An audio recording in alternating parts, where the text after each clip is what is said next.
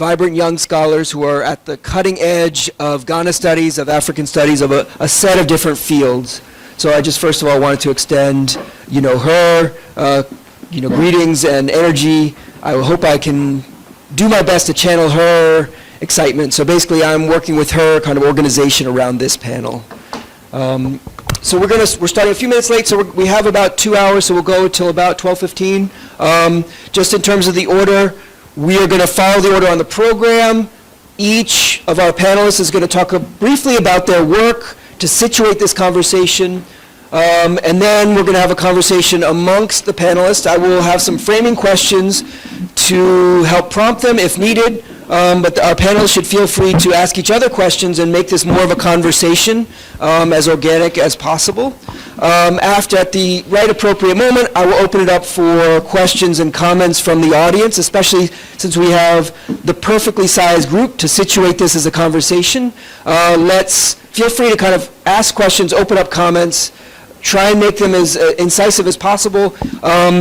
Let me briefly now go through what the sort of prompt of the panel is. The panel is entitled At the Cutting Edge of Ghana Studies, and in some ways, one of our questions is thinking through the genealogy, the methodologies, the geographies, and the theories of what Ghana Studies means. Where does Ghana Studies come from? Historically speaking, it emerges from an Akan-centric theory and thinking through scholarship, but right now it means something very different. As Carina noted in putting together this panel, Ghana Studies emerges through a set of journals and institutions and African studies programs situated in the global north, mostly by white male scholars in the US and the UK, and had a particular kind of political genealogy. So in some ways, our scholars today are situated geographically and are thinking through what Ghana Studies might be in the present and should be in the future. And I know she wanted this to really kind of orient towards where scholars might go with this. So let me introduce our panelists. First, I will introduce, Bright Jamfi, who is a PhD candidate at the Northwestern University Department of History. I will let our candidates, our panelists, talk about their own work. So let's go, all four of them will talk about their work, and then we'll open up for questions. So Bright, please take us away. Can you guys hear me? Yeah. So today I will be talking about my first book project to situate it in the way that we're thinking about Ghana studies. So my first project looks currently tentatively entitled The Black Star Lines, Incremental Scholars, Pan-Africanism, and the Project of Black Studies. And the way I'm thinking about Ghana studies and pushing Ghana studies is I'm moving beyond the nation state. I take Ghana as an important node and an important space. A lot of scholars have done an excellent job including our own genome and showing the importance of Nkrumah's Pan-African project. And I'm adding to that narrative by looking at how these projects takes different shape in the post-Nkrumah era when it moves to these spaces. So by moving beyond the nation state, I'm able to trace the life and work of Ghanaian intellectuals who are called Nkrumah scholars. Their work in the US. So in the post-Nkrumah movement, they moved to the United States. And some of these scholars were instrumental in the foundation and formation of black studies in the United States, and which raises new questions as to thinking about what does it mean that Africans contributed intellectually to both black liberation movement as well as the intellectual foundations of black studies. At the same time, I look at their networks, which extended into the Americas, Brazil, Grenada, Trinidad and Tobago, and elsewhere, to think about how these African intellectuals were not just connected to the black American struggles, because most of the time we already know people talk about black intellectuals, African Americans, and their relationship with Ghanaian scholars. But at the same time, we don't really look about what is happening in Brazil. For example, one Ghanaian scholar who I write about was one of the first people to foreground black experience of Afro-Brazilians in the United States in terms of Latin American studies, right? Really bringing to bear this idea of race relation and challenging this idea of Brazil as a racial democracy. At the same time, my work also takes seriously the African continent and rethinking or recalibrating our idea about black internationalism. What does it mean to take Africa, mostly I'm using Senegal, with the African Institute for Economic Development and Planning, as a diasporic space that brought together different Africans from Egypt, from Senegal, Ghana, and elsewhere, as well as Latin America, India, to this particular space to challenge this idea that economic development was not political, but was technocratic. What does it mean to treat economic development as a political project? So in summary, my work really moves beyond the nation states, look at Ghana's impact by tracing these Ghanaian intellectuals across the Americas as well as on the African continent. Thank you. Thank you, Bright. I will now move to our second scholar. Edwina Ashinikwe is a lecturer in the Department of Information Studies at the University of Ghana, Legon. Please. All right. Good morning, everyone. Okay, so I just want to give a general framing of my work before I talk about the specific project that I'm looking at the moment. So I come from both a history background. My doctorate is in history, but I've also been working as an archivist for many years. And so, and my history background is in African diaspora. And so what my work then was interested in is how historians could access the voices of the enslaved or access their perspectives on their experiences. And so what I ended up suggesting or proposing was that scholars could look to what at the time I was calling a site of memory, enslaved rituals as a site of memory, but now sort of thinking through Toyin Falola's proposal of the ritual archive, really looking at, excavating voices from the ritual archive. And after my degree, I worked at the Schomburg for a number of years as an archivist, but essentially my work was propelled by the same questions. How is it that peoples of African descent, document themselves? How do they choose to represent their histories, and how also actually do they push back against misrepresentations of their histories?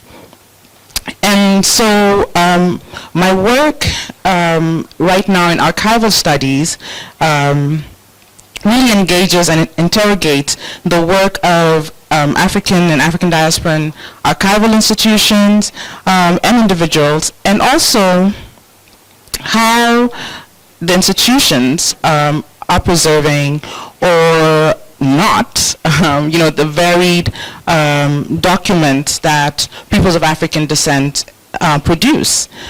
Okay, so, and then also how does this impact on knowledge production, both from and about Africa and its diaspora? So that's sort of like the general a framework that undergirds my work. In particular now, I'm looking at personalities, African diasporic personalities in Ghana who spent time in Ghana. And in particular, I'm looking at St. Clair Drake and his work while in Ghana. And so St. Clair Drake was the head of the sociology department after Buzia, left to be more actively involved in politics, and so he became really involved in actually the Tema project, the modernization of Tema. As part of a project in the sociology department, he and his students went into Tema. They, spoke with a number of people, conducted a number of interviews, trying to gauge what the impact of this Nkrumah's modernization project for Tema would have on the indigents of Tema. But I'm suggesting that because of Drake's own positionality as a person of diaspora, he was very keen and very sensitive to all of the transnational movements that were happening in Tema. So the Sinclair Drake papers at the Schomburg Center really reveal, Tema at this time, and I'm saying so we can use Tema sort of as a picture of Ghana, in the 60s, as this place of, transnational movements and connections. So in the papers, in the Tema series specifically, we see, the lives of not just the Gan people of Tema, but also other peoples from, other ethnic groups in Ghana, Ghanaian ethnic groups in Tema. We see Nigerians, we see Lebanese. It's just really a picture of just the just the really vibrant sort of transnational moment the 60s, the early 60s were in Tema, and then in Ghana as a whole. So I think I'll stop here, and then as we go along, I can speak a little bit more. Great, thank you so much. Our third presenter, Kwabena Opoku Ajiman, is a senior lecturer in the Department of English at the University of Ghana and the academic director for School for International Training, Ghana. Thank you. Okay, thank you, and thank you for this opportunity.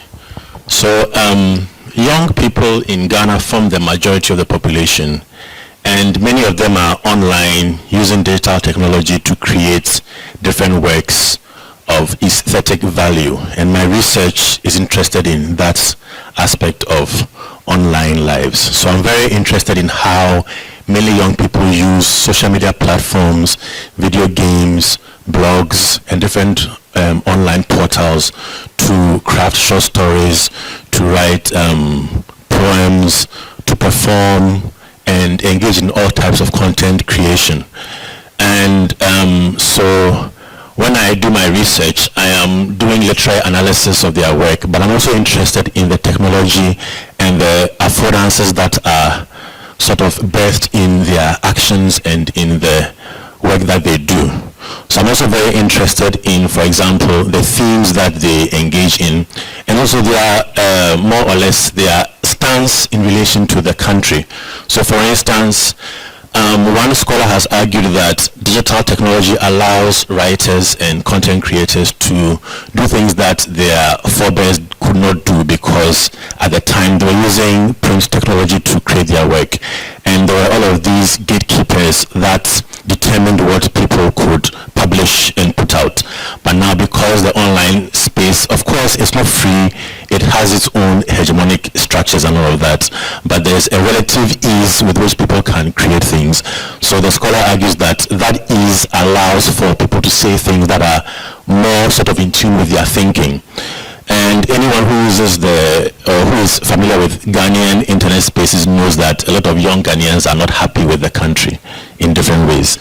So I look at, for example, how some of these writers and content creators express this angst in their work. So I'll give you an example, and then I will sort of digress to other parts, and then I will end it there. One mode of communication that a lot of writers use is pidgin. And pidgin in Ghana has historically been defined as a corrupt form of communication, a corrupt form of English. It's not something that the educated or the mainstream people should use. But these young people embrace and own this form of communication, and they use it to, like, for example, there's a writer who writes exclusively in pidgin in his stories. So I see that as a window through which they can express their angst, and then you see those examples of angst in even the themes and the characters and the other elements of fiction that you would see in any work. And for me, these are ways in which these young people are showing their relationship with the country, but also reflecting and critiquing what they think the country should be, you know. So I'm working on a project that looks at different forms of digital creative expression in Ghana, and I want to argue that these different forms are ways of extending older traditional forms of creation in Ghana, because other scholars argue that African literature generally is, or it comprises traditional forms of creative expression like oral tradition and print technology. But my argument is that if we look at the digital forms, we have a better, fuller, more contemporary understanding of creative expression.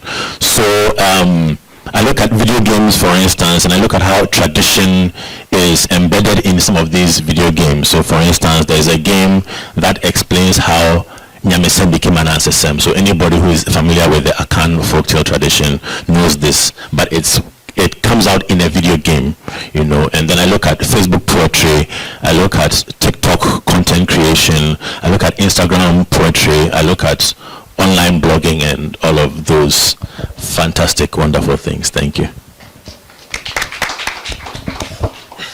Thank you very much. Our last presenter before we open it up is Kwame Otu, who is a visiting associate professor of African Studies at Georgetown University.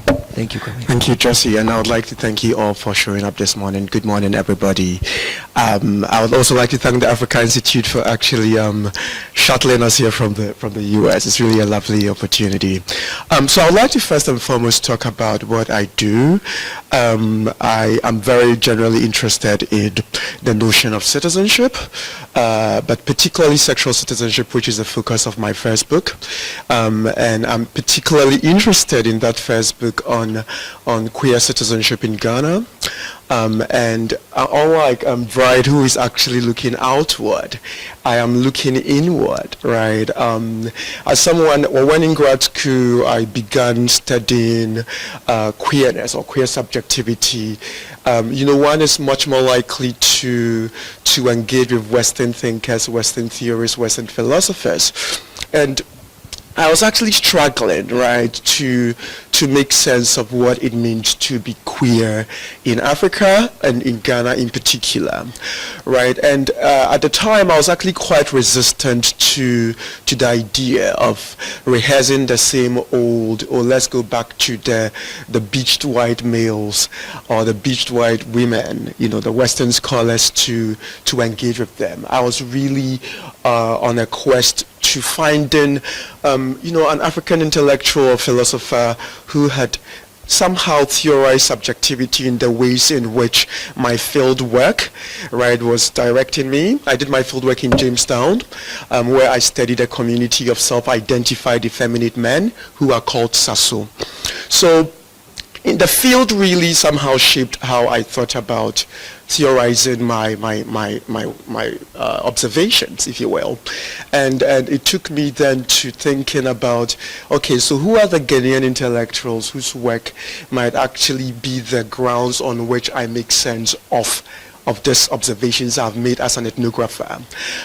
It was a struggle, right? Because somehow when you're in grad school in the US, you know, there's really no engagement of African theorists much. Of course, people would name Achille Mbembe, and a few African theorists are sprinkled around. But I wanted to also move beyond that because they then emerge as the canonical figures in African studies, right? So I was lucky to chance upon Kwame Gyekye, who was a philosopher here, and whose class I had taken. And Gyekye's conceptualization of Akan subjectivity, and I think maybe here is where I become a little Akan-centric in my theorizing of queer subjectivity. But at some point we may also want to think about, you know, what it means to be centric, right? Because sometimes centering yourself means you're being peripheral. And this scenario is actually one of those instances where by being Akan-centric in the context of Ghana, I was also being peripheral beyond Ghana, right? Because I was trying to actually discuss Akan theory, Akan philosophy around how people make their subjectivity beyond the boundaries of Ghana.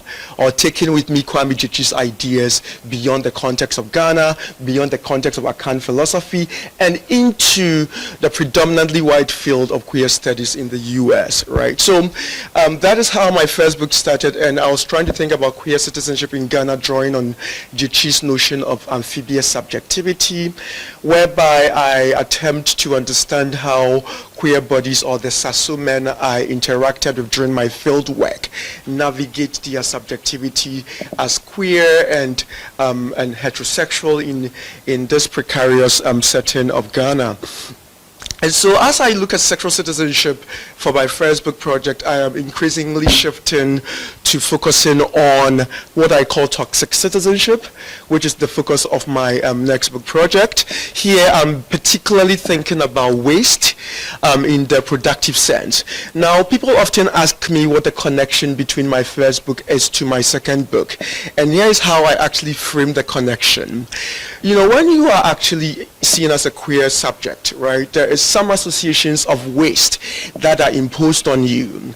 The fact being that, you know, you somehow do not have what people will call or refer to as procreative capital, right? So then in the Ghanaian context, where a lot of my interlocutors revealed that, you know, the fear of them being queer, or the fear directed at them for their queerness, was precisely because they were not going to be able to produce or procreate.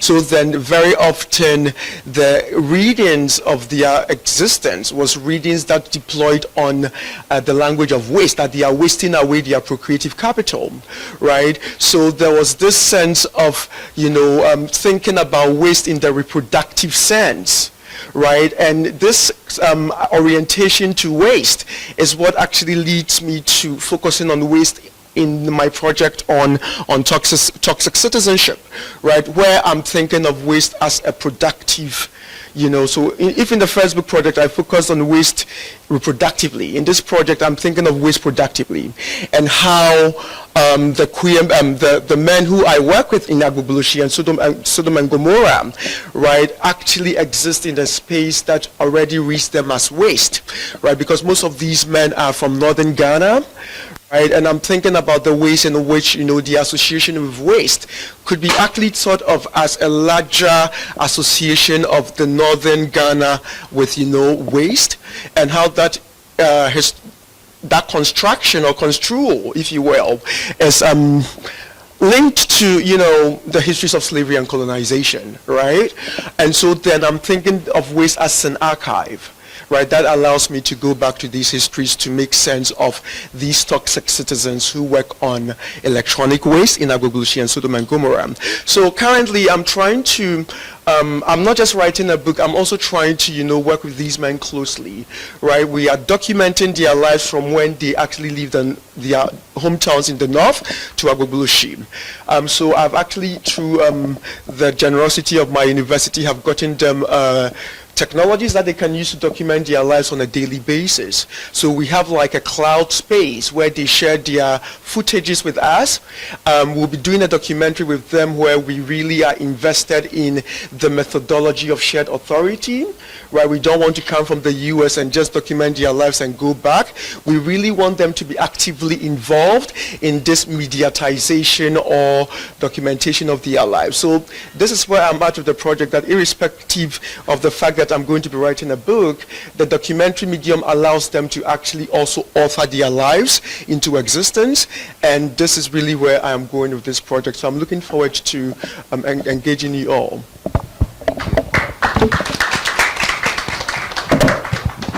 Thank you for all your projects are amazing, and I know some of them more than others, and I have so many specific questions, as I'm sure our audience does. But let's start out with a question sort of leading us back to the main topic of the panel, engaging with Ghana studies, whatever that might mean or not mean to you. But let me frame it in a slightly specific way. One of the things I notice in all of your work is a relationship to space, to inside, outside as metaphors and literal, and to spaces within Ghana, north, south, Tema, moving here, you know, digital space as a space, how that becomes, you know, a mirror or a way to engage in other technologies, internationalism, which is already then questioning the nation state in its projections. So maybe we can address the question about what Ghana Studies means to you, again, in its negations or its possibilities, in relation to space, as all of you have different methodologies as well. So how are you using your methods to then engage in these kind of projects and question the sort of assumptions about space? Ghana Studies built on a kind of spatial geography of the nation state, which you've all four already kind of disassembled very quickly. But Ghana Studies for you, I don't know if we want to go in the same order or who just feels inspired. Can we go with the inspiration model?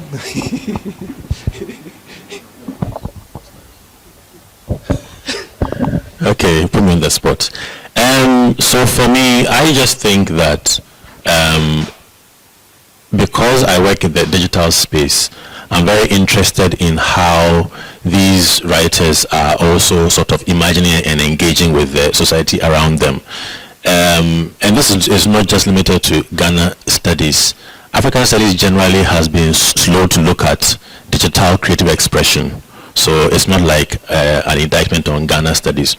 A lot of times people have thought that the writing in the digital space is not sort of worth engaging because it's a lot of amateur writers who are just, maybe they just get their phone and then they just start writing. Some of the portals that host these stories don't do a very vigorous job of sort of maybe filtering out some of the writing and so on and so forth.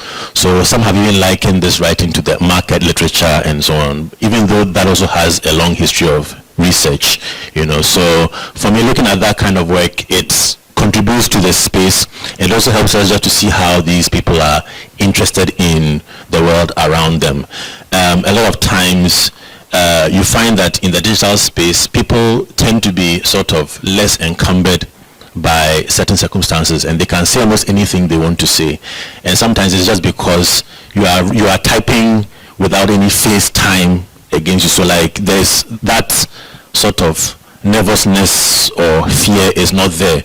So they say sometimes they say some of the wildest things. For example, for a long time you would see a lot of people on Twitter and Facebook say things like, you know, my problem is not, let's say X, Y, Z, whatever reason they are typing. My problem is, why wasn't my grandfather kidnapped with his mates when the slave raiders were coming around? You know, and they are freely sort of invoking the horrors of the transatlantic slave trade without a problem. You know, the digital space also allows a lot of queer writers to come out and write because they can do it under pseudonyms. They can do it, even sometimes they use different nationalities and all of that, and they can say what they think without having that sort of forced, you know, set of implications that come with if you were sort of identified and local and all of that. And again, they play with nationality, they play with space. So some write and pretend they are not in Ghana and so on and so forth. And for me, all of those, they add to the research on literature. So I think for me, those directions are productive. Thank you. So the way I think about space, I write about intellectuals who mostly worked within the university. But most of these scholars who I write about did not get tenure. Most of these people were labeled as failed academics. So, but their work actually happened outside of the walls of the university. Instead of saying that because they failed to publish a monograph and the university does not recognize their intellectual work, I use their home as an intellectual space for the production of knowledge.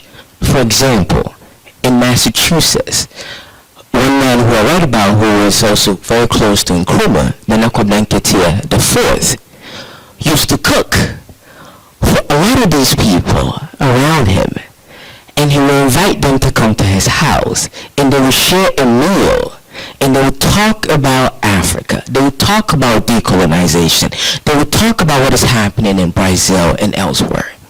The same goes with another scholar, Brown, who recently passed 2 years ago by the name Aname Zizinho. I always get the name wrong, but please bear with me.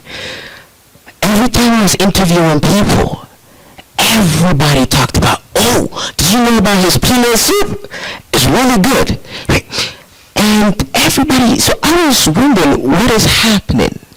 So the more I interviewed people, the more I also came to an understanding that he would divide his class into two. Every time it went over, I think, 40. And he would invite students into his house, and he would cook for them this famous peanut soup, and then talk to them about what is happening in Angola, what is happening in Brazil. Moving the way we think about the normal academic intellectual as somebody that is linked to everything that is happening within the classroom. These people are challenging that space as just the space where one can produce intellectual worth like, mirth. Right? So that is one thing that I am challenging, and that's how I'm thinking about space. And another thing that I'm also thinking about space is that these intellectuals built strong connection with the people who lived outside of the intellectual walls. For example, one scholar by the name Dovia Fessi used to organize protest with people outside of the university to bring attention to Portuguese colonial domination in Portuguese Africa, Angola, Mozambique, and elsewhere. And at the same time, he was connected with Maurice Bishop, and he got invited to come to Grenada to link the liberation fight to the liberation struggles in Africa, to the Grenadian Revolution.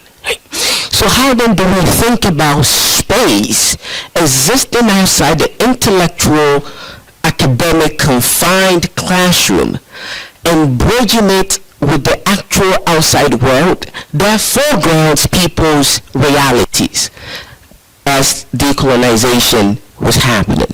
And also food, very, very important, and I love to eat, so.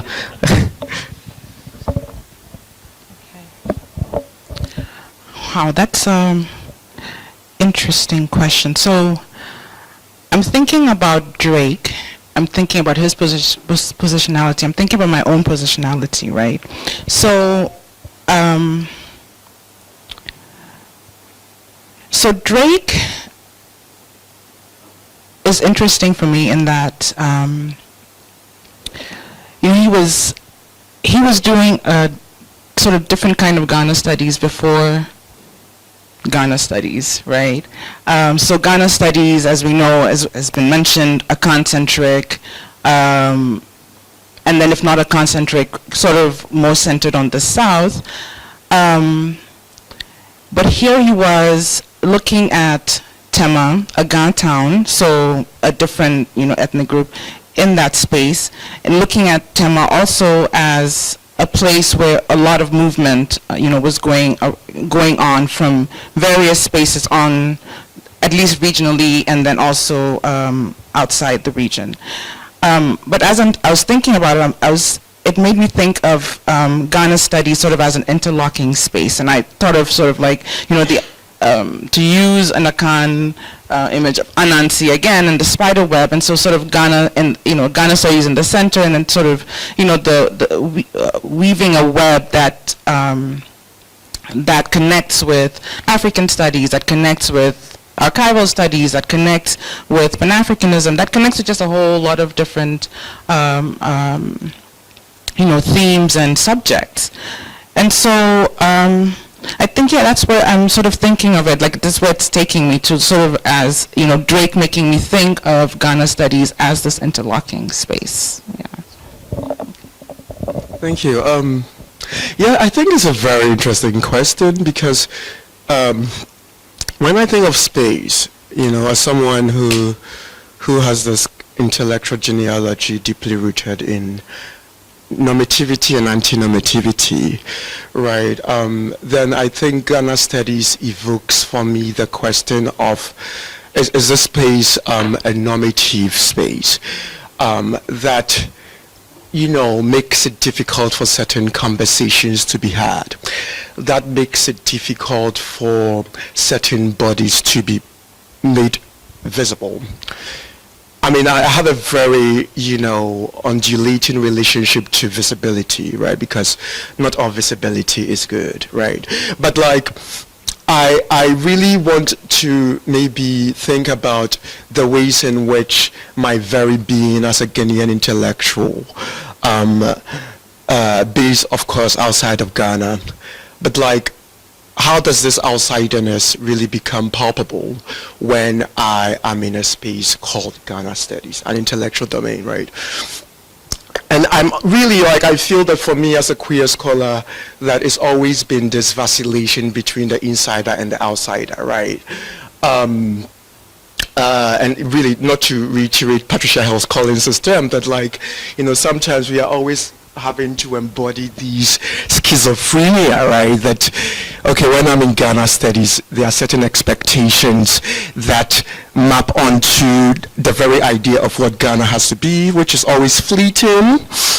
And so perhaps if we are on a panel called sitting on the cutting edge of Ghana Studies, right? Maybe this panel calls upon us, summons all of us to be very comfortable with really thinking about how normative Ghana Studies can be in so many ways. And when I talk about normativity too, I'm not reducing it. It's not reducible to normativity just on the basis of sexuality or gender, but class, ethnicity, going back to Akan-centricity, right? So perhaps I'm wondering how approaching the question from that place of how normative is Ghana Studies, right? And how we are tethered, if you will, by this normativity in how we engage in and do, if you will, Ghana Studies, right? And because for me, I continue to wonder, maybe it's my work that is really making me feel this burden of where am I within Ghana and within Ghana Studies in particular, right? Thank you, Kwame. I think, again, all four of you have addressed the question in kind of profound ways. Really starting with a kind of queer theorizing question, but all of you are making certain things legible that are not naturally legible through a geographic designation or through the methodologies that we start with. So can I push you a little bit more on the Ghana Studies question? Does it, just in a very simple way, does Ghana Studies become something productive for U.S. scholars? Is it something that you want to push, or is it something that's sort of driving you to ask questions more about normativity that are then you're formulating against? But is it something that you feel attached to? Is it something that's useful to you methodologically, geographically, just communally? Is it a community for you in any kind of way? Whatever it means, whether the specifics of Ghana Studies Association or some version of Ghana Studies. What does it make legible or illegible for you? Or are you beyond the cutting edge? There's Kwame, you look like you want to continue. Thank you. I had the honor of visiting Professor Puku-Ajiman's students yesterday, and somehow I have the word schizophrenia stuck to my tongue, right? And perhaps it is still stuck, it's glued to my tongue, thanks to you, because I think I have a schizophrenic relationship to this field, if you will, and it's a productive schizophrenia, right? It's a schizophrenia that calls on me to be aware of my own intellectual limitations, as well as,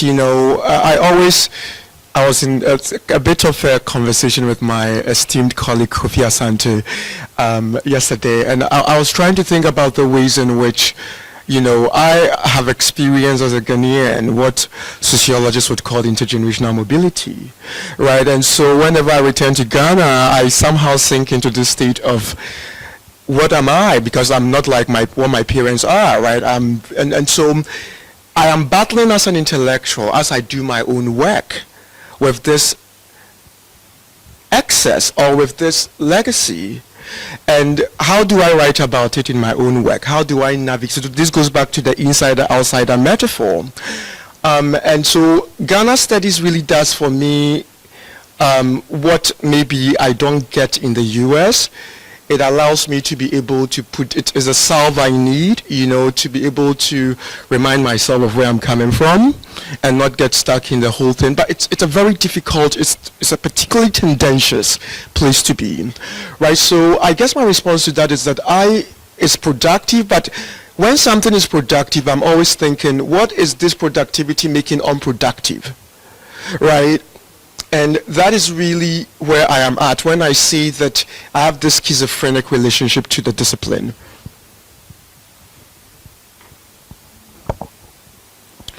Okay, so thinking about normativity, right? So I'm going to take it to my, I guess my home discipline. Well, not my home discipline, because I think of my home discipline as history, but archival studies, right? And what is the normative here, how it's studied, what are the questions that are being asked? And I'm to use, to just echo what you said, I'm totally outside of all of that, So Ghana Studies then provides this space where I feel that I can ask those questions. It provides a community that I can sort of have intellectual fraternity in and feel that these questions are valid, right? So just to explain that a little bit more, so archives are understood in a very particular way in Ghana and in Africa, right? So to just say the standard definition, archives are those records that are no longer useful for business interactions or whatever, but have enduring value for historical purposes. Okay, so that imagines archives first of all as really paper, right, and also coming from certain spaces, coming from government space or organizational spaces, as opposed to, let's say, coming from people. So the questions that I ask, so outside of the Drake project, in terms of strictly archival studies projects, are, so what are the sort of alternative archives that are generated within Ghana, within Africa, and what's our role as intellectuals, archival intellectuals, our roles as archival practitioners to ensure the preservation of those documents, right? So I feel a bit outside and out of sync with the questions that are being asked here in the field. But like I said, asking those questions in this space for me, I feel that one, they're productive and important questions and critical questions that need to be asked, that have an impact on, knowledge production, that have an impact also for, imagining what Africa's archival futures might look like, And so, yeah, I think that's...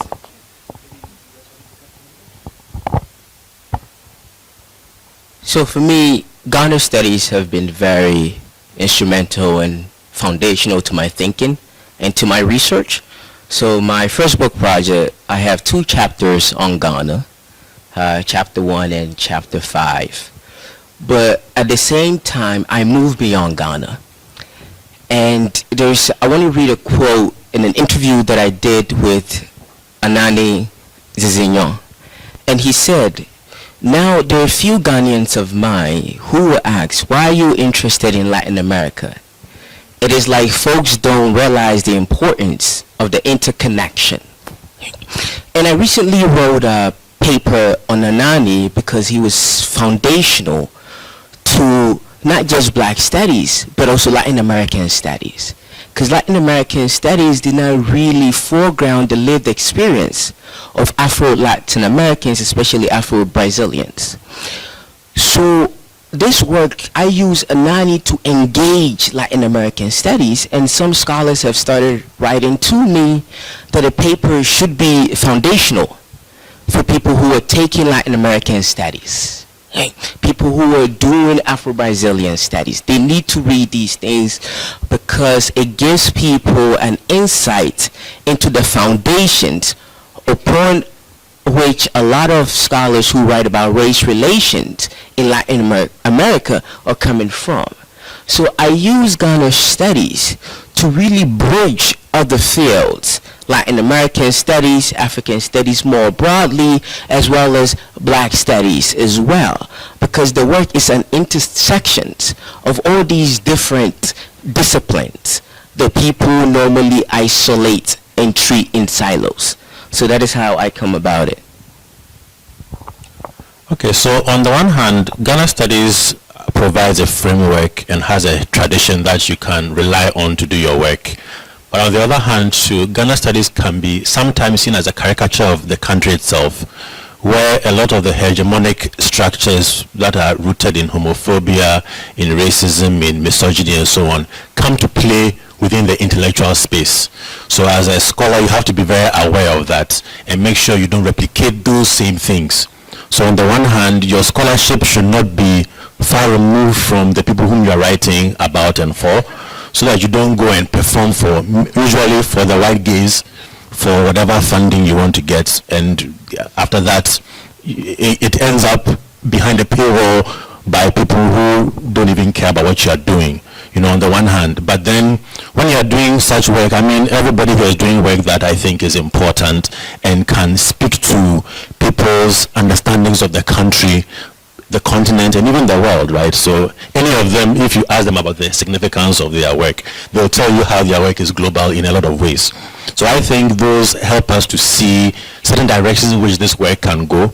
So I also go off what was said earlier on, where, I mean, fine, we are on a panel that says the cutting edge, but we are not necessarily the representation of the cutting edge, okay? We are doing our best with all the encumbrances we have, which we could all talk about for hours. But there's a lot more that is going on that I think we should acknowledge and we should find ways of engaging with, so that we can make sure that our work is actually benefiting the ordinary Ghanaian about whom we write and who inspires us. Thank you. Thank you. I'm going to ask one more question and then open it up, so get your questions and comments ready. I wanted to ask a sort of just a methodological question, because I'm fascinated with all of your work, and I can imagine you guys having conversations with different colleagues who are trying to put you in a methodological or disciplinary form. So I'm just wondering if you could talk a little bit more about that, just method, like what do you do? I mean, and I love this. We were talking yesterday about sort of archives of rebellion. In some ways, we were talking earlier about sort of the rebellious archivist. So how does the archivist take on a kind of form? And all of you in some ways are archiving things that are illegible and trying to make them legible, but then you're kind of not sure if you want to make them legible, or when they become legible, what's the effect of that? No, I think that's a very good question. And for someone like me, I sort of have to create my method as I go, because I'm doing work that is not necessarily, that doesn't have a long history. So it has antecedents in other forms of creative expression, but it's not those forms of creative expression. So I borrow from oral tradition, I borrow from print technology, but I also employ digital humanities types of methods as well. So it's a combination of all of these, and I'm very aware of the fact that the online space is very, I can't think of a word, but it's not neat. Yeah, so for example, you are doing analysis of a short story online, but then you are very interested in the comments that respond to those stories. But sometimes those comments are not always in line with the story itself, but it's all part of the work, you know. So yes, if we talk about the archive too, the online space is an archive, and there's so much information there. Like if you compare it to, let's say, even just 3 decades ago, it's exponential. So there's so much information, and you have to select and suppress as you go along. And that's all part of the method that you use. But conventionally, I mean, literary analysis, close reading, far reading, distant reading, you apply certain theories, like post-colonialism, feminism, all those good things we do, but then you have to sort of make it all work together, and it can be messy sometimes. I've written papers where I have tried to apply very traditional forms of analysis, and the peer reviewers have been like, this is not it, you know, and I understand them, you know, so you have to kind of show how the digital space allows for new ways of engaging, but then because there's nothing before you, you are making it up as you go along. So in terms of my methods, I rely sometimes on the archives, but at the same time the archives have been limited, because I write about one of the people who I write about, his archives were completely burnt. So how do you write about somebody whose archives were burnt? And I was able to find one file, and I started tracing, all right, who does this person know? So the person makes a list of the places that they travel, talking about Nanakwab Nankitia, travel across Latin America and the Caribbean extensively. And as I was trying to research him, I came across a piece that he wrote in a journal in Massachusetts. And in that same piece, I came across a Ghanaian by the name Dovia Fessi. Most people have never heard of this man. I had no idea who this man was. So when I came across Dovia Fessi, I was like, who is this person? And as part of my... Oh, that was not me.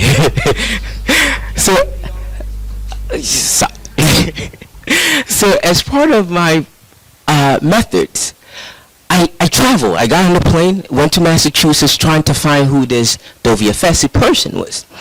And I had to gain his partner's trust.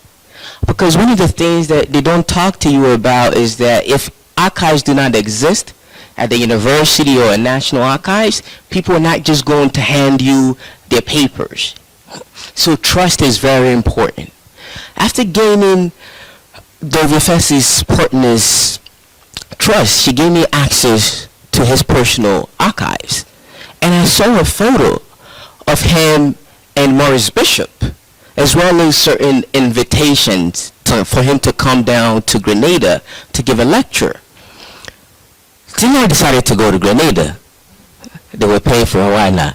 So I got on the plane, I got to Grenada, and I realized they don't have a national archives. And not only do they not have a national archives, the National Library has been closed for decades. And also as a result, when the U.S. invaded in 1983, they took away most of the archives. And also, they don't talk about Grenada's history at all. So when I was there in October, and October 19th was when Bishop was murdered. Nothing was happening. The only thing that was happening in terms of nationally, there was nothing happening. But people were trying to preserve this history. I went on Facebook. I saw a live conversation happening. I'm like, I introduced myself. My name is Bright, and I'm doing research on this guy. Do people know him? And somebody responded on that Facebook, this school teacher, and we met. And that is how I was able to connect and do research on this particular guy. But because there's also no national conversation, people don't remember. So you can't really also rely on memory. I told somebody that, does he know Dovia Fessi? And they became very, how dare you allegedly link this guy to the Grenadian Revolution? I was shocked. I was like, man, why are you trying to be so defensive? But then after speaking to low rank and file people, I realized that there are two narratives happening around the Grenadian Revolution, because those who were in power came into power post-Bishop and have a vested interest to keep that history away. And those who are also just your ordinary school teachers are now trying to preserve that memory by also teaching outside of the curriculum to these people. So I show a picture, and the guys with Bishop, and you're challenging me. So so if archives are limited, what do we do when pictures, then we bring in photos as well. So photos are part of my own methodology. And one day also, is limited. Then I try to do this transnational connection because I then went to UMass, and there were a number of papers, just a little bit, talking about how the Yafesi has to come back to Grenada to give lectures because it was well received. I mean, people were writing to his dean. But in Grenada, completely vanished. So how then do we try to build these things and like try to build a methodology around them? So I'll stop right here. Yeah, wow. That's incredible, But like, because I'm thinking about how methodology is also, it's a kind of archive in itself. And also it allows you to excavate these people who would have actually been absent or missing. I mean, I'm an anthropologist, so I feel that for me methodology is all about, going out there and, letting the method unfold. So just to echo what Kwabena just said, I think methodology is evolving for me. And especially when you do work in spaces where everything seems to be evolving, and Ghana is so vibrant, right? So you let the method breathe. And I really like to do the research here because of that. That I'm not bounded, and I have the freedom to be able to let me do that, right? I remember when I actually started, I think this was in grad school, I had to do the IRB stuff, and I'm like, sometimes IRB can be so constraining. It's so colonial. And so they were like, aren't you going to endanger your life, because you're doing LGBT? This is why you need to do this project, right? That you have a certain assumption of the field as precarious. I get it. So in terms of thinking about the ways in which methodology is going to also shift what we are calling Ghana studies, which I don't know what it is. I feel autoethnography is really going to impact how we think about disciplines, right? And I'm really using myself as an example, like how do I write myself into my work? And I'm wondering how that is going to shift the terrains of our fields, because I do think that for a lot of us, methodology, we find affinity in the methods we employ here, more so than the theory, really. That in our methods, we share a lot of affinity because, like, I also have to do some archival work, and now I'm actually looking at the digital space, right, because I'm focusing on technology and its discontent or content, right? So it's always evolving for me, my methods, and I'm always comfortable with it being so.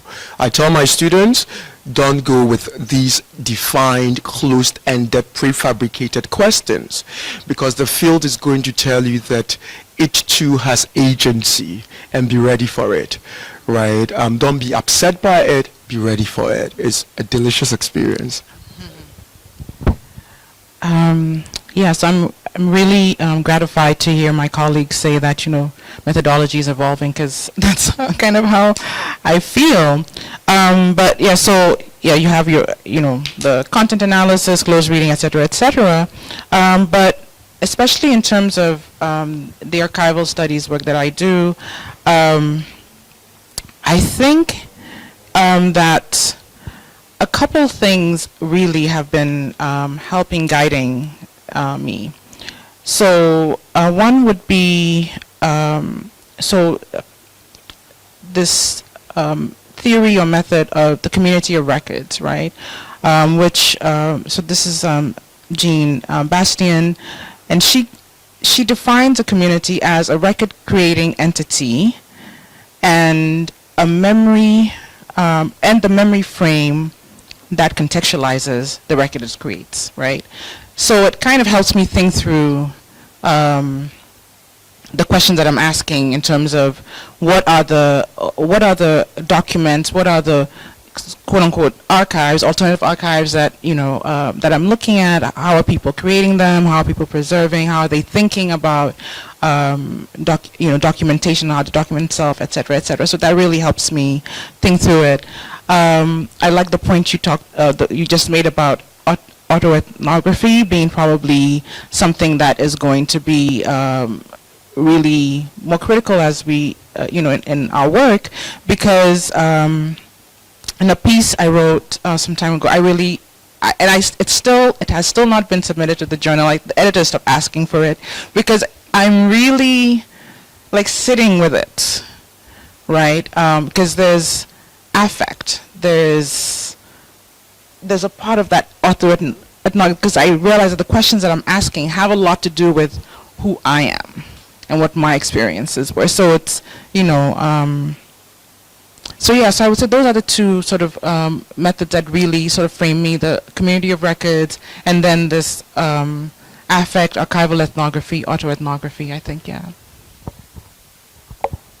Thank you. This is amazing. I mean, this is incredible material for us to think through and to reconceive of how we're thinking of Ghana studies, whatever that might mean, or if it fades in certain kinds of ways, and it's very productive. Let me open it up for questions, comments. I see Jean here. Why don't we start? Why don't we take maybe 2 questions, and then we'll bring it back to the panel, and whoever feels. Also, if panels, feel free to sort of ask each other, interrogate each other further. But why don't we take? I saw another hand over here. Yeah. So why don't the 2 of you, and then, please. Should I?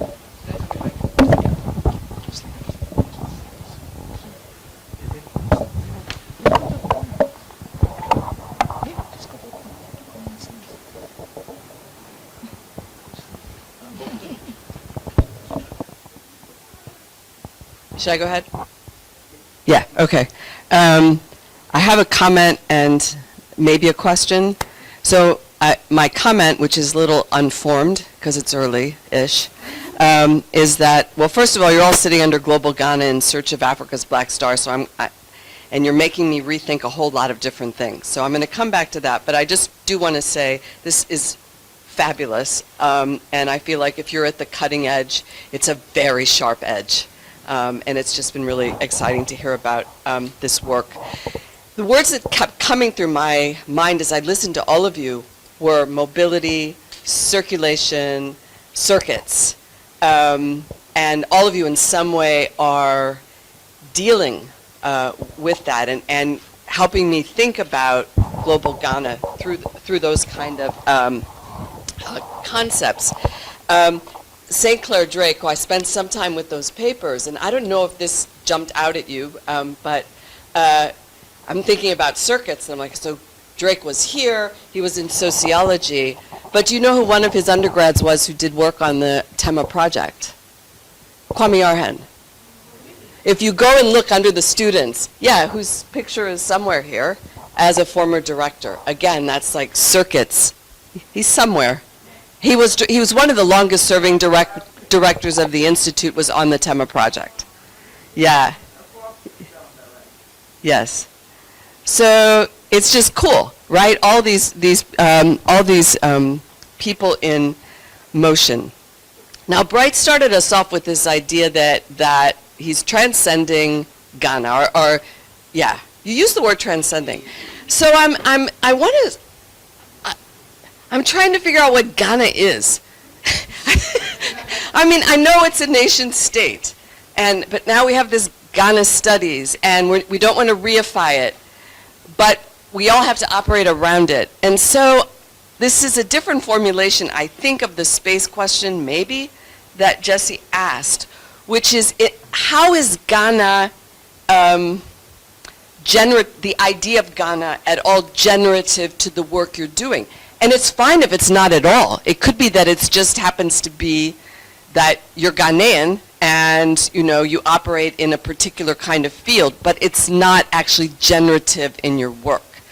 So, but like in your case, right, what is it about Ghana that it produces these scholars who are showing up and serving groundnut soup and spreading, whatever, Pan-Africanism and building black studies? There's something special, or do we see, Nigerian scholars were doing this, Senegalese scholars were doing that, we just haven't done that work?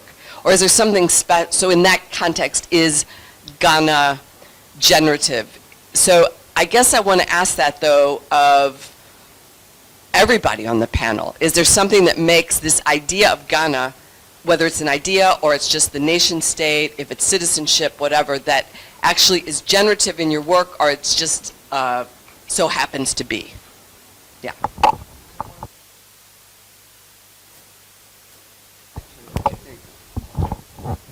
Should I go ahead? Okay, thank you very much. It has been a very interesting morning. Sorry I wasn't here yesterday. The issue of Ghana studies for you, excuse me? Yeah. I think that the area that you're very interested in, and you tried explaining to us about the use of the social media and how all kinds of people do all kinds of writing, it makes me wonder whether we are not breaking away from tradition and coming into a new world of everything goes. And if we allow this kind of thing to go, we might not have the kind of discipline that goes, especially with language studies. If anybody can write anything, including pidgin, and we begin to study this and give them a platform to think that they are contributing to academia. What about the discipline of, say, English literature or English grammar? And I can even see that today when you watch our television advertisements. There's this popular advertisement on TV3 every evening before they give their news. They run that advert when somebody says, when you want to buy a paint. A paint. And this has been going on for so long. And those of you who are experts in the language, you've not corrected that because, yeah. So a time might come when young guys coming up think that in English it's good to say you want to buy a paint, countable or uncountable now at a paint. And then on the issue of literature, when we were growing up, there was this play I watched, the Wind versus Polygamy. Very interesting play. But later on I read what scholars in literature were saying about it. They said the language was not that good. He wasn't very professional in the way he presented the play. He could have done it better. So at that time, we knew that when you are writing, you write with a certain discipline in mind. The discipline and the requirement of the English language. And then there was this book also, Ebositola, the palm wine, he calls it drinkard, the palm wine drinkard. We all learned that, it wasn't the best way to say it, but because he was being creative, let's allow him for creativity's sake. If in this modern time, the internet has come in and we are even being more allowing of things that somehow would have not been so critical, or in the past wouldn't have accepted, we are now beginning to accept. Are we not going down the drain? The slippery slope. I'm not going down a slippery slope. That's my question for you. That's good. And then the gentleman is out, but I want to ask him a question because of his interest in, he mentioned Akan-ization in his Ghana studies, that there seems to be a trend, and that trend is more of Akan-ization. And I tend to agree with him there, because where I come from the northern part of Ghana, in fact, there's much that we can study about. But unfortunately, most of the scholarship in the past has been focused in the south, especially with the Akan. He mentioned Prof. Jichi. He was my professor. I studied philosophy under him. And there's this book of his, where he writes about the problem of evil, the Akan perspective of the problem of evil, which in the study of religions, yes, we did study about the problem of evil. So when you read him, you realize that it's that same old problem, but being now rewritten by the use of Akan terminologies to to describe those same issues that those philosophers discussed in the past. But it has had acceptance, and so the Akan inclination in studies of Ghana has become very dominant. And how are we going to try to do something about it? Of course, some of us may not have made our own efforts in our little writings, but institutes like the Institute of African Studies here, shouldn't they also begin to look at weaning themselves off so much of the Akan research and Akan literature and giving more attention to other aspects and other places in Ghana? Okay, thank you. That's great. I think we have two questions here. No, so let's take these two right now, and then we'll go to Joy, and then I see a hand back there. But why don't we address these two first, and then we'll come back to the second set. Is that okay?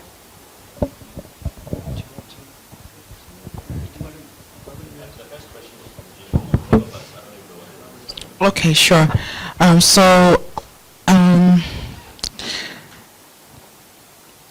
Is Ghana or the idea generative in any way to the work I'm doing? I think so. The Ghana Studies Association's conference in 2019, where was it Ghana at the center? And I think in some ways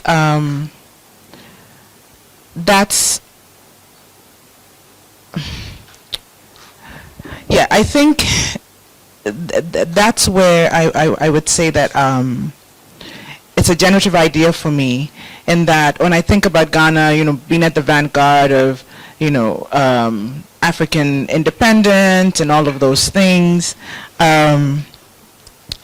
being sort of, the model nation. I don't know how model we are anymore, but, I feel like it's sort of, what's the word I'm looking for?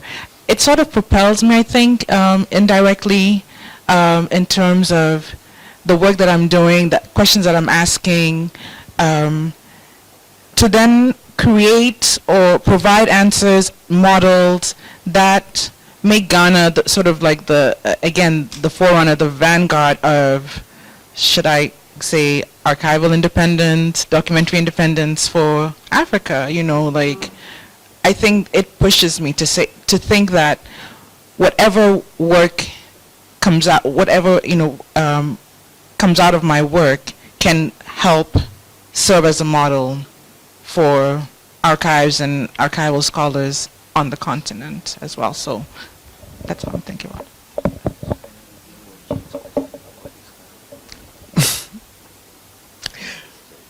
So Ghana has been generative for me, at least, like I said in my talk earlier on, that where did I seek theoretical refuge, right? I had to go to Ghana Studies to be able to get that. But then again, I was also dealing with a subject that had I resorted to thinking about the Western theories in the context of talking about queerness, then I would be reproducing the same Pavlovian rhetoric that queerness is a Western thing, right? So, in fact, when I discovered Juchi's interventions, it brought me so much joy, right? Because he himself, as a philosopher, was always on, a student philosopher getting his PhD in philosophy was an outsider, right? Because he belongs in a generation that had to actually justify that there is such a thing as African philosophy, right? So there's that heritage for me as someone working, in the periphery, of Ghana Studies, if you will, is that, Juchi had already been dealing with that on a philosophical level or intellectual level, but I am trying to deal with something that was also in a way tied to my own lived experience and the lived experiences of so many others, right? I had a question on Akan-centric, and yeah, I think that when I say Akan-centric, because I had to go back to Kwame Juchi's use of the Dinkra symbol, to make sense of personhood making amongst the Akan people, right? And so in a way, somehow reproducing this Akan-centricity, but then I'm also doing a project that needs to foreground the relevance of Akan philosophy as a theoretical resort, right?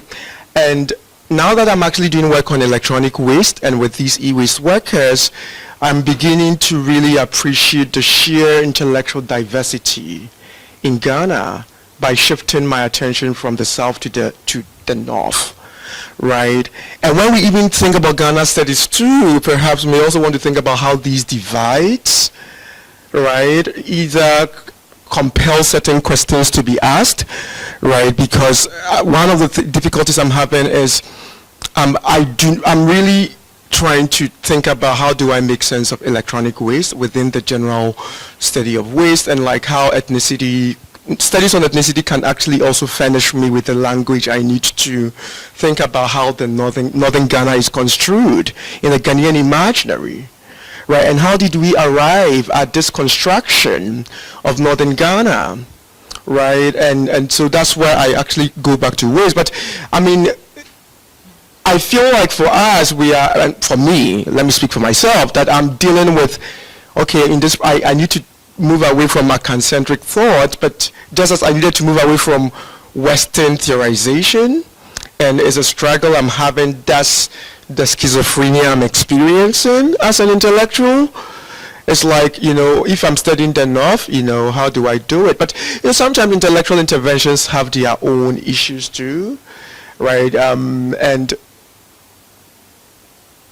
I'm still working on this new project. So hopefully that would allow me to think about not reproducing the same Akan-centric thing in this new project as I did in my old project. But it's really a battle, and we have to just accept the fact that sometimes, it's hard. It's hard to theorize about these things, drawing on African philosophers, because there could be a sheer paucity of scholars too, right? I'm not sure if this really answers the question, because... No, that's great.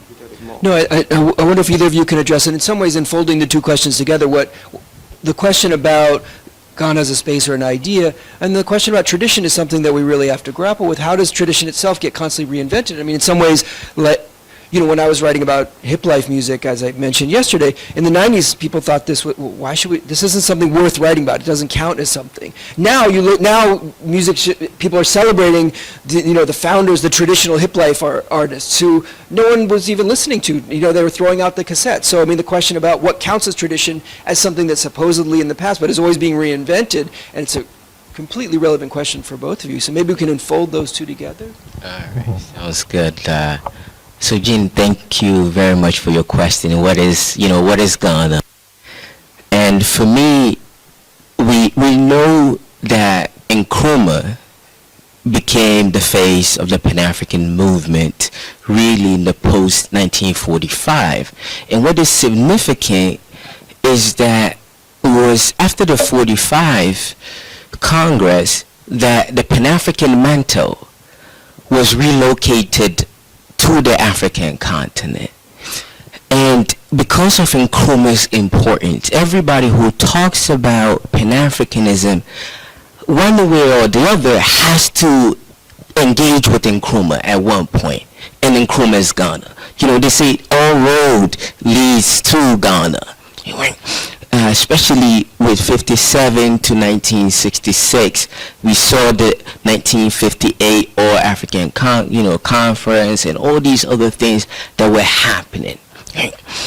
So for me, it is this idea of Ghana that is linked to the total liberation, not just of the African continent, as Nkrumah invites us to grapple with, but he says in his 1963 speech, right, to linking it to the struggle of those in the African diaspora.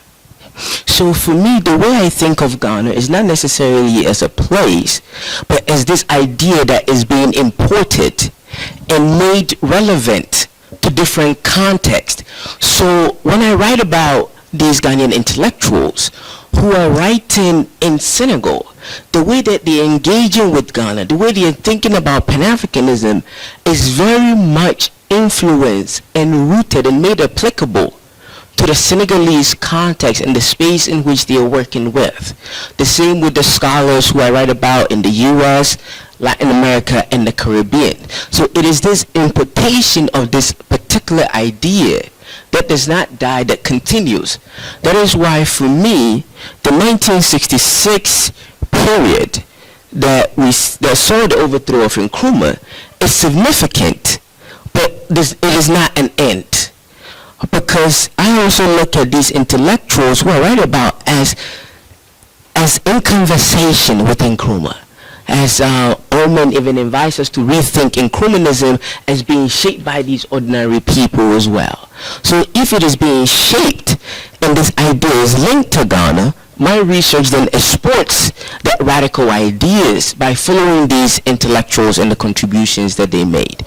In terms of the question about tradition is something that is not static, it's constantly changing.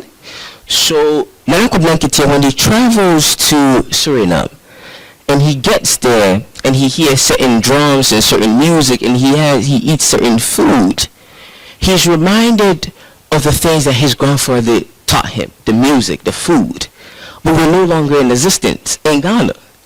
So what he then argues is that culture is constantly changing, and the absence of culture that Ghanaians are not paying attention to allows us to then think about the utility of culture for a particular and specific political or social and economic moment that we then have to consider, because people weaponized this idea of culture and they use it for their own benefit, and we have to put it in its context. Okay, thank you. So, I think my colleagues have answered the first question quite thoroughly. So, I'll simply say that, I think of Ghana as a location, but also as an identity, a signifier, and a frame.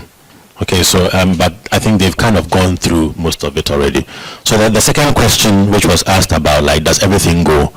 It's a question that has been asked in different ways throughout history. So, the market literature that nobody read, they were at Kaneshi and they were at Makwala, people just picked them. People have done research on them and have won awards with the research that they've done on them.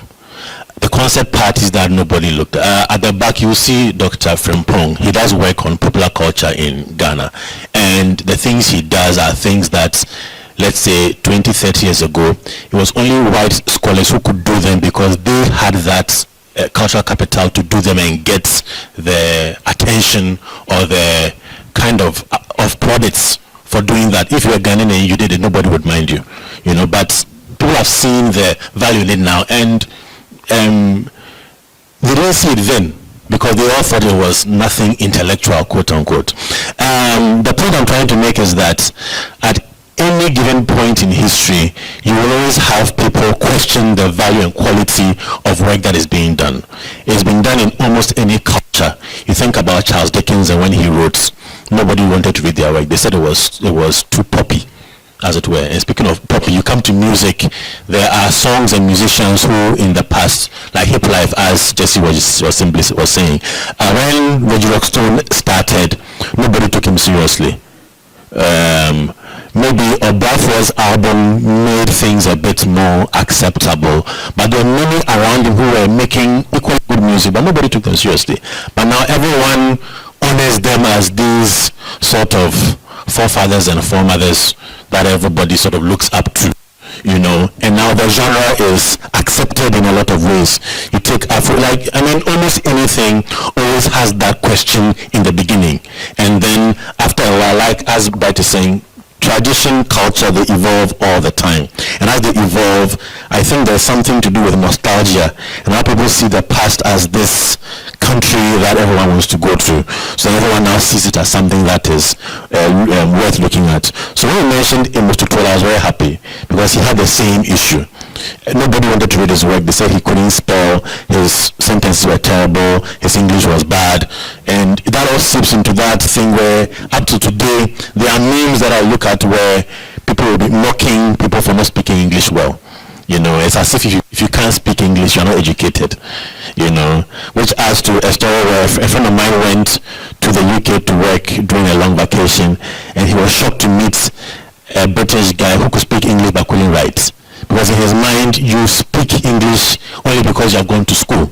You know, but I mean, I'm just going all around, just trying to say that if we try to sort of force a way of thinking about quality onto creative work, we will lose a lot. What is important is to find value, and value can be defined in any way that works for you, that makes sense to you in analyzing work. In a sense, that means that anything goes, because now at least the gatekeepers are not that little group of people who decide what works and what doesn't work, and that for me is good. In the past, certain people would decide that, oh, let's publish this work, or this one, like the characters are not good, or this language is not good. If you speak pidgin, you can't speak good English, all of that kind of stuff, which isn't true, by the way. But if we allow people to flow and evolve in ways that work for them, we will have a more genuine, a more realistic view of how people are engaging with the things around them. So for me, I really welcome the ability to choose what you want. So for me, yes, anything goes. Thank you. Actually, I think,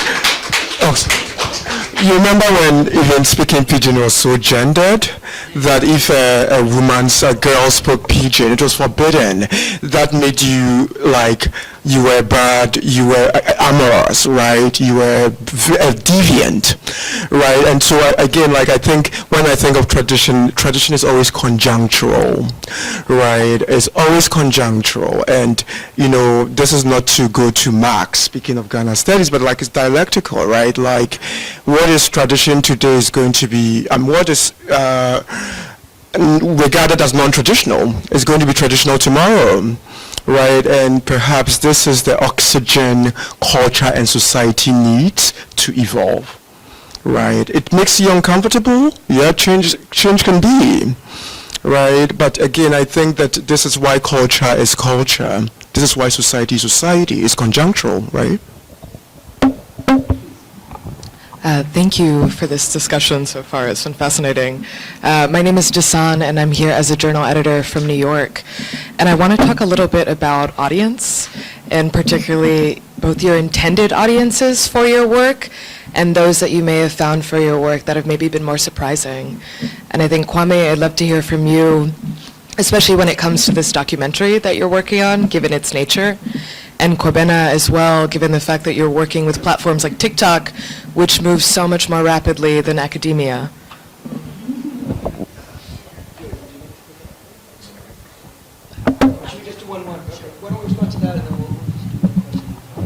I'll ask a question because I was curious about this notion of toxic citizenship that you brought up, and I was wondering, Kwame, if you could talk a little bit about what that means. And then I think my comment has to do with the notion of Ghana as being generative, which I thought that was a really wonderful question, and bright the way you asked it in terms of, or answered it in terms of how there's a shift in 45 where Pan-Africanism really moves from the diaspora to the continent, which I think is necessary, right? And how that continues to impact the way we think about diaspora and Pan-Africanism and Black studies contemporarily. So that's a comment. The first was a question. Thank you. Thank you so much. So the documentary is really a complement to the book I'm going to be writing, except that I'm using the medium of the documentary. It's an opportunity for them to document their lives because they are not academics, you know, and so it really accompanies the book like that. But you know, it's also I mean, I like your questioning on audience, right? What does audience even entail, right? Especially when, you know, the audience can also be the people making whatever they might be the audience of, right?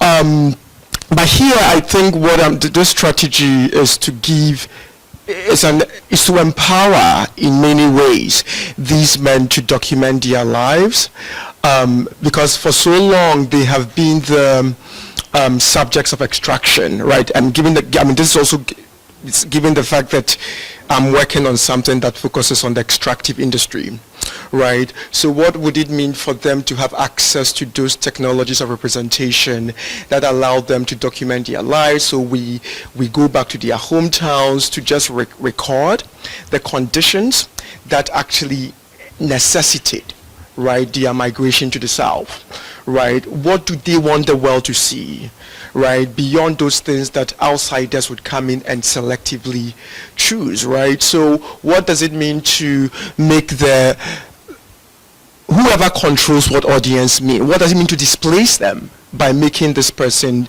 take charge of who is their audience?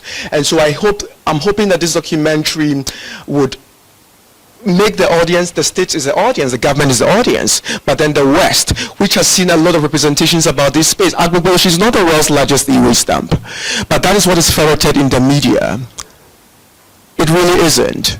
And all these narratives, some of which have actually won Emmy Awards, have profited from just presenting these images of Arbor, right? And so what would it mean for these men to actually also shift the audience, right, as well as the narrative, right? And I'm hoping that the audience be the government, right, the state, and the West, right? That's why we are working closely with them here. As for the question on toxic citizenship, it's really because of my investment in waste. I'm trying to not just limit this concept to the fact that they work with electronic waste. All I'm trying to say is that these are bodies, or these are subjects whose histories are toxic histories. Slavery is a toxic history, right? Colonization is toxic. Neocolonialism is a product of these toxic histories. So what if we actually move beyond just focusing on the dump? Or what does this electronic waste dump really give me in terms of thinking about these histories as having created the very conditions of extraction and deposition which animate the lives of these bodies, right? And so that is the sense in which I'm using toxic citizenship, because it allows me to go back to these pasts to think about the present state of these men. I'm not sure if that, yeah.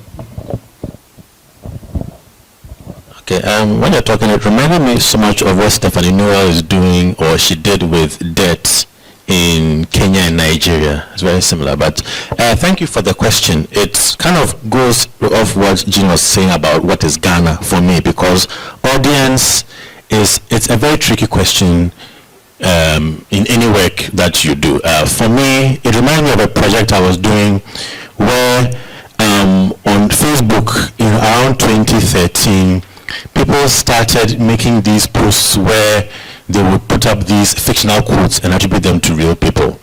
So they'll say things like, "He who adds stew to jollof has trust issues, Barack Obama 2019," something like that, or the food must go under the soup for thermodynamics to work, and they say Aristotle said it, And but when you analyzed the quotes, you saw that the people were writing for a very Ghanaian audience, but it was Ghanaian in the sense that you had to have grown up in Ghana during a certain time to understand a lot of them. For example, they will say, girls are brave, and they say Oshin said it, but who is Oshin? You see, she will laugh because she knows who Oshin is. At a point, at least for a long time in Ghana, there was only one TV station, GBC TV, which became GTV, and everybody watched that. So if there was a series on there, that's all you watched. So wherever you were in Ghana, everyone would speak about it, and they would have that shared knowledge. So everybody who went to church would leave church, at least the young boys would leave church early to work Journey to the West. People watch Akan drama or Showcase in Ghana and so on and so forth. So when they quoted these there was that shared knowledge that you had to know of if you had grown up in Ghana around that time. So the audience there was very kind of circumscribed. But when I wrote about it, the editors always kept on asking me to explain what I was talking about, because I was not writing to a Ghanaian journal. But even if I was, the people who read this journal are not always Ghanaian. So they had to understand, I had to provide a lot of context, which, I mean, in and of itself is not a bad thing, because I'm trying to show the global affordances that come from these kinds of, these knowledge production sites. You know, but so then the question of audience for me, we have to think about it in terms of what they are doing, but also how as researchers we talk about the work that we write about and research on. I don't know if that answers your question. So to speak on the question of audience, about I think 2017, 2018 thereabout, at Cornell University, you had some black students who were protesting, making the argument that you have Africans and Caribbeans coming to take their place. This is very recent. I went to the movies, I think about 2 years ago, with a Nigerian friend, and she was talking, and as we were walking by, the person who took our ticket looked at her and me and said, "Oh, I guess black Americans don't cut it anymore." We're watching the movie Quinn and Slim or something. And then we heard of ADOS, right? For people who are not familiar with ADOS, ADOS is the American Descendants of Slavery, right? And there's Foundational Black America.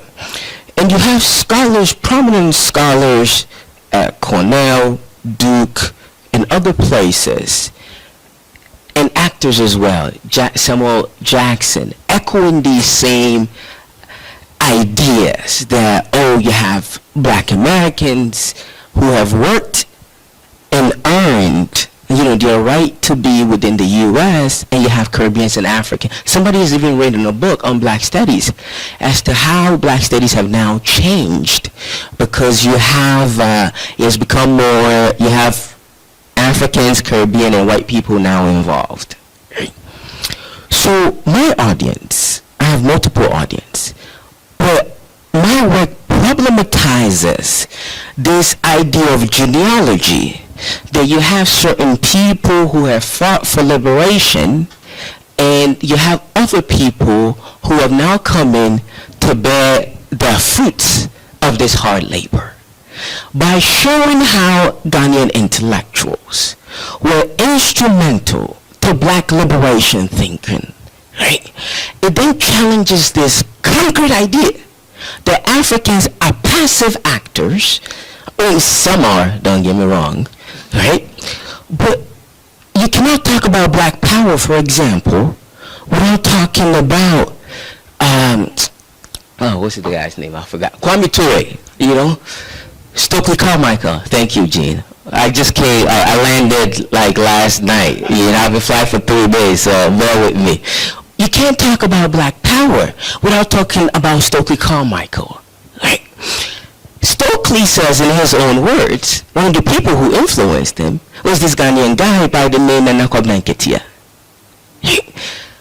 And what does it mean when I was in Grenada talking to people in Grenada that Malcolm X, whose name rings a bell everywhere, not only meets Nana Nketia, but Malcolm X's mother was from Grenada and she was an activist. So there is this kind of erasure of Africans and Caribbeans activism to to black liberation that is completely forgotten, in the popular imaginary, right? So that is one of my audience. The other audience too, policymakers. So part of my work look at economic development using the United Nations African Economic Development African Institute for Economic Development and Planning as a space to think about these radical economic development policies that these African intellectuals were generating in Senegal.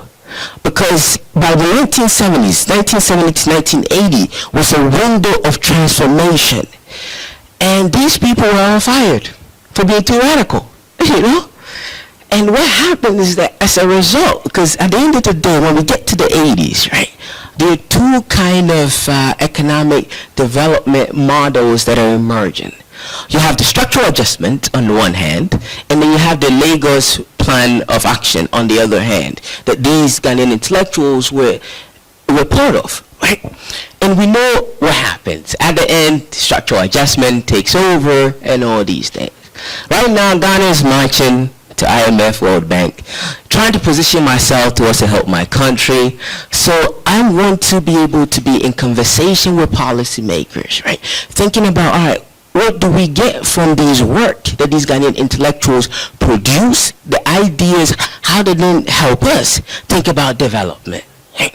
So I'm in, especially how can Africa develop? For example, I mean, French West Africa, over 70% of the national reserve is in France, right? How do we develop? So part of my work too, an audience, policymakers. I also engage with people in Latin America, right? Especially Afro-Brazilians. So my work has actually been translated into Portuguese to be circulated, because this Ghanaian scholar who I write about, Anani Zizinho, they used to call him the Prince of Bahia. And when you talk to students and they tell you when they go to Brazil, every activist knows this man.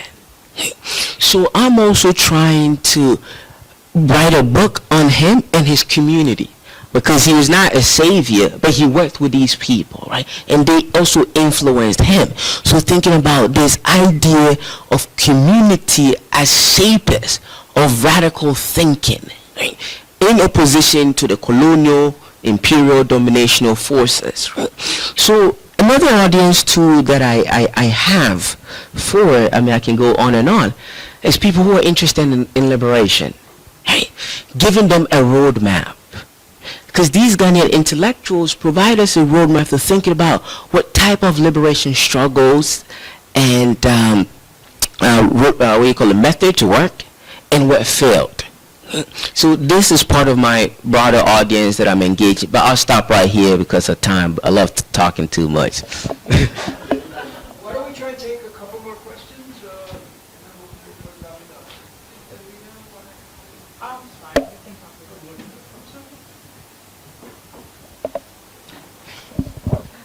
up. Okay. So really quickly, so my primary audience, I would say, would be other colleagues in terms of archival scholars, right? On the continent, in Ghana, just to inspire this sort of change in our thinking about what is the archive, what makes the archive, and to think about what will happen to our archival futures, what will happen to knowledge production about and from Africa if we do not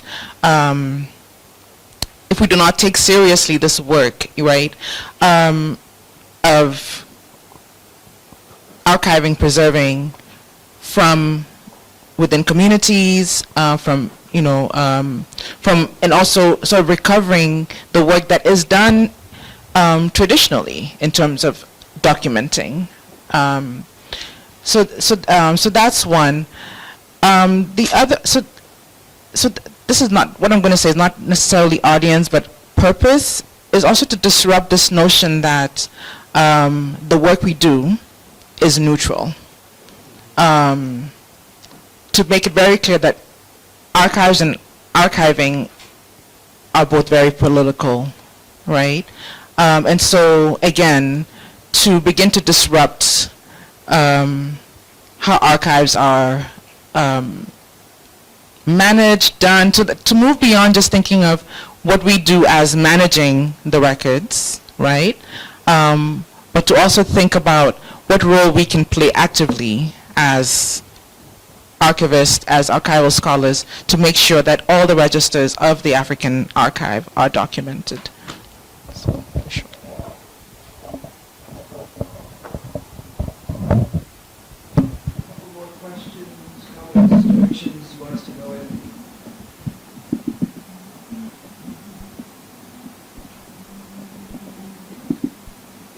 specific questions, I would, you hear me okay? Oh, sorry. Oh, I can just use this one. So if there are no specific questions, why don't I just ask our panelists to give us sort of a very quick wrap-up. So where would you, sort of thinking just towards the future, and the question of audience is in some ways a capacious way to go. So who are you in conversation with? Where do you want your work to go? Following along these lines as a wrap-up. So in any order. I think I'll go because it's deriving from an experience I recently had about again audience. I don't think because the question was specific to the documentary, but like my book just came out in July, and so I decided to have a book launch, and this was at UVA, and so I was very resistant to have academics come out to, talk about my book and have all this intellectual fanfare. I really wasn't down for that, right? So I actually was able to somehow cajole my university to bring the people in my work to the US to talk about the book. It was an absolutely incredible experience. Like, they brought all 4 of them from Ghana. They sat in the audience, speaking of audience, and I told the audience, that you have the book here. They are the book. Talk to them. And it ended up being a phenomenal book launch. So with the book, I told the press, and I think maybe this is something that should be binding on all intellectuals. I mean, at least it had to be for me. I told the University of California Press that I wanted to make my book an open source, right? Because I was of the belief that, it was not going to be made available, readily available to people in the global south, a term I use advisedly.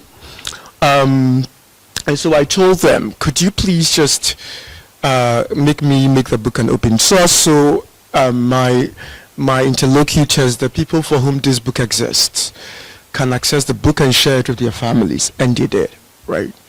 So I guess this is to make sure, like, how do we circulate our work, right? Knowledge production is always the focus, but knowledge circulation, right, is something we often do not think about. Right, where do the works we do circulate? Where do they go? And I know people are asking me, but what if they don't have access to the internet? But we have to try, right? And I saw mine as, trying to just really widen or extend the reach of what I've done, right? So I think, like, moving forward, I'm thinking about, okay, how do we not make the works we work on end with the projects, right? And so how do we, together with the people we do the work with, circulate the work for which they contributed so much, right? Of themselves, of their labor, of their intellectual energies. And this experience of my book really taught me so. It was a pedagogical and instructive experience for me.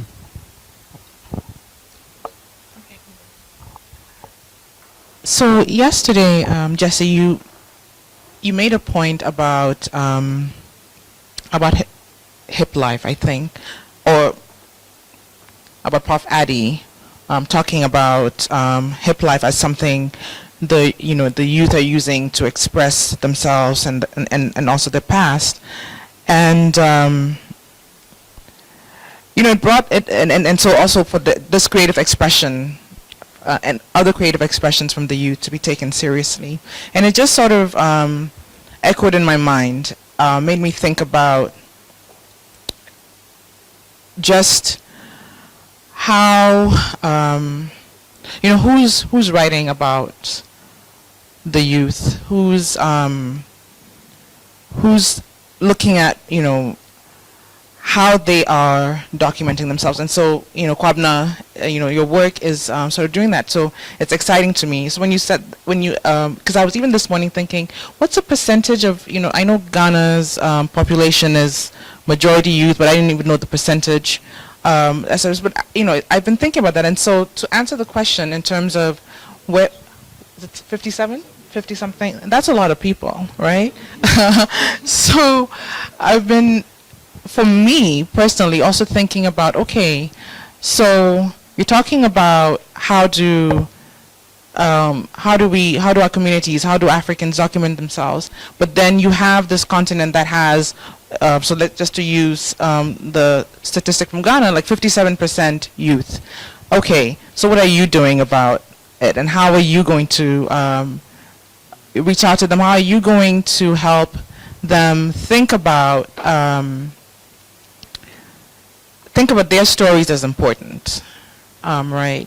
I forget who it was yesterday who was talking about how in general people don't see this, their lives and the stories that they have that are hidden in their homes as important, as part of history.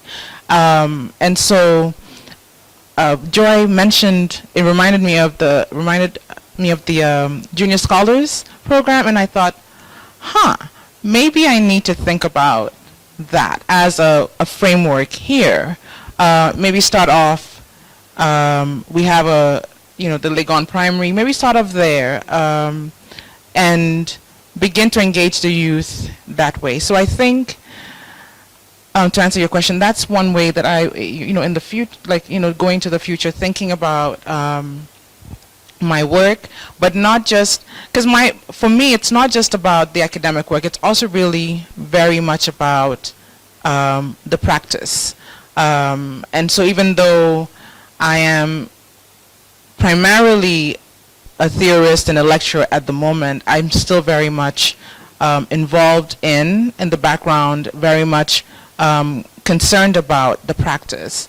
So I think Judith mentioned yesterday that she said I established community archives, which was incorrect. I helped in the establishment of the community archives because I just think this is important. This is important work that needs to be done. And so yeah, that's where I think that I would like to go in terms of future. Yeah. So I'll make this concise and straight to the point. So for me, in terms of the way forward, I'm always very interested because of the people I write about.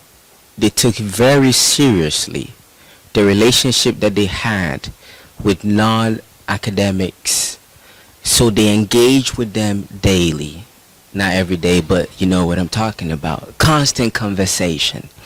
And that is at the heart of my own work. So in the U.S., for example, we do know that the black church has played with its own, problems and whatnot. It has played an instrumental role in liberation. And it has been a space where people go for their political, social education. As a result, I'm always in dialogue with them.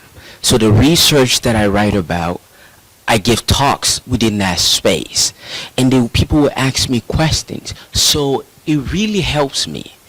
The way I write it, I don't use all these epistemic, ontological that people just confuse all of us with, that we have no idea what we are actually talking about, but we do an excellent job performing.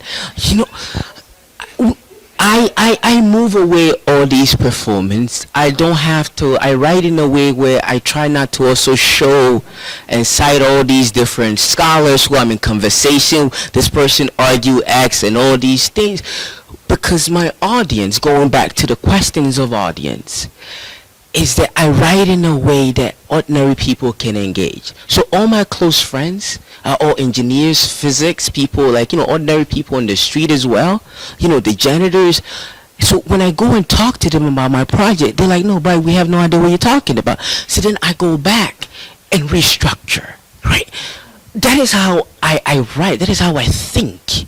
And that actually helps in the long term when one is applying for an interdisciplinary fellowship, because you're already trained to talk to multiple people, right? So it actually is a really good way to engage people.